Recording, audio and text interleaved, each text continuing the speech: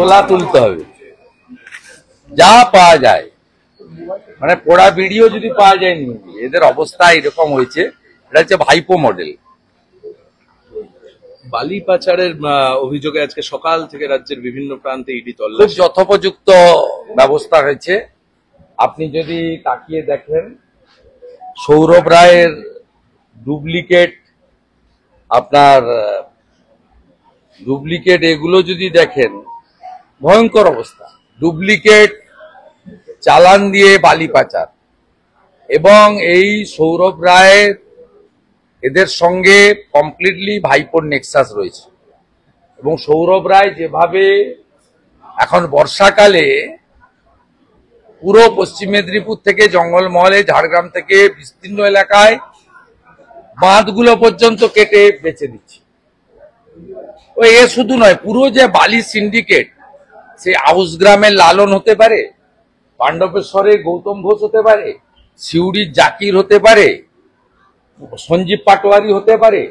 এ বড় স্ক্যাম, এবং সরকারের কাছে 20 টাকা রেভিনিউ আসছে, 80 টাকা রেভিনিউ এদের মাধ্যমে এরা সহ পুলিশ সহ ভাইপোর কাছে চলে যাচ্ছে।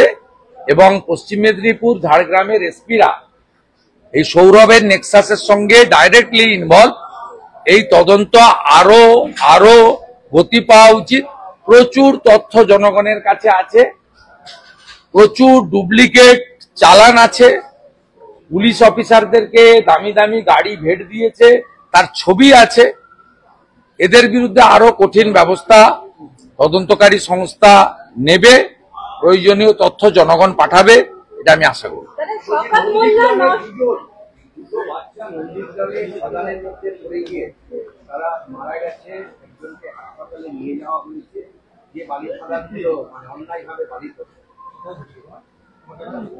না, আমি আপনাকে বলি, বিষয়টা আমাদের স্থানীয় লোকজন দেখছে, কিন্তু এটা জঙ্গলমহলে এই বর্ষা বা যেখানে বন্যা টন্যার সময় ব্যাপকভাবে হচ্ছে। এবং কয়লা সিবিআই বন্ধ করার পরে আবার চালু করার চেষ্টা হচ্ছে রানীগঞ্জে, আবার যেটা বন্ধ ছিল আবার প্রস্তুতি চলছে।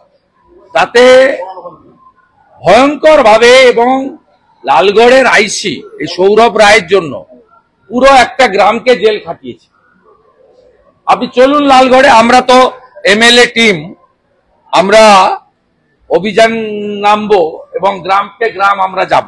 গোপীবল্লভপুর থেকে, জামমণি থেকে, বিনপুর থেকে, কাঁসাই, সুবর্ণরেখা, এই বেল্ট, বাঁকুড়া, বিষ্ণুপুর এর এই যে অংশ, সারেঙ্গা থেকে শুরু করে একদম পুরো সোনামুখী পর্যন্ত ভয়ঙ্কর অবস্থা। পশ্চিম বর্ধমানেও তাই, বীরভূমেও তাই ভয়ঙ্কর অবস্থা। কোনো নদীর অস্তিত্ব নেই, সব টাকা ভাইপোর কাছে পৌঁছাচ্ছে, এবং এসপিরা সব টাকা তোলার দায়িত্ব আছে, আইসিরা সব কাজ ছেড়ে এই বালির কাজ করছে। হরিদেবপুরে গণধর্ষণের ঘটনায় আমরা যা করার করছি, আমরা লেগে আছি এই ইস্যুটাতে। আমি আজকে নয়, গত 1 বছরের বেশি সময় ধরে লড়ছি।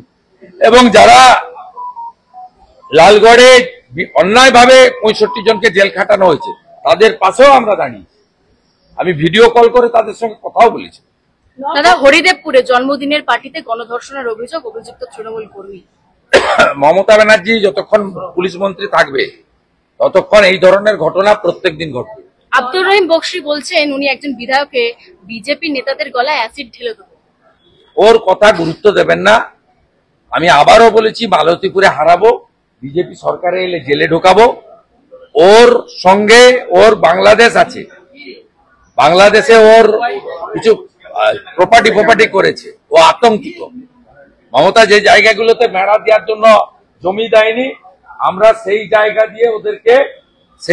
দিয়ে ওদেরকে ঢোকাবো।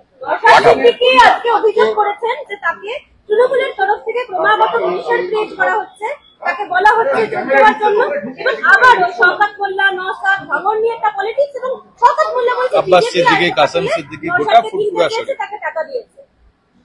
আমি শওকত মোল্লাদের মতো গুন্ডাদের কথার উত্তর দেব না। নওশাদ ভাই এগুলোর মধ্য দিয়ে কি বলতে চাইছেন তিনিই জানেন। তিনি কি মমতা ব্যানার্জির সঙ্গে যখন নবান্নতে দেখা করেছিলেন, তখন কি তিনি এই এই বিষয়ে কোনো কথা বলেছেন? এটা আজ অব্দি আমরা জানতে পারিনি। নওশাদ ভাইকে এটা ক্লিয়ার করতে হবে, এক নম্বর।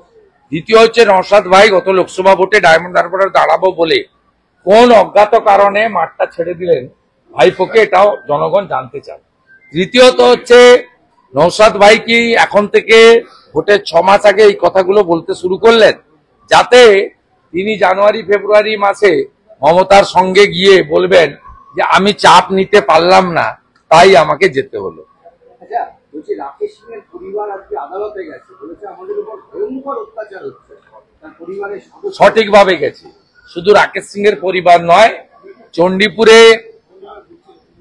একটা সম্প্রদায়ের লোক ঢুকে পুলিশের সামনে একজন হিন্দুত্ববাদী যুবককে থানার মধ্যে মেরেছে।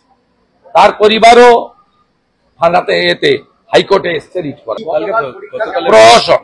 আপনি কালকে একটি পোস্ট এই পরীক্ষা শিক্ষকদের প্রশ্ন নয়। এটা কি নিরপেক্ষভাবে এরকম ভাবে হতে পারে?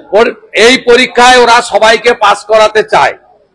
পাসের হার ব্যাপক হবে, কারণ ওদের হাতে যে 10 নম্বর আছে, 15 নম্বর আছে ভাইবা, সেখানে ওরা আরো দুর্নীতি করবে। বহু যোগ্য শিক্ষক বাদ যাবে এবং তৃণমূল যাদের কাছ থেকে টাকা নিয়েছে, টাকা শোধ করতে পারেনি, তাদের অনেকে আবার চাকরি পাবে। 156 জন, 152 জন। যা করার করছি, তথ্য প্রমাণ সহ যাব। আমি তো যাব না, পিটিশনারদের কাছে আমি পৌঁছে দেবো, তারা যাবে।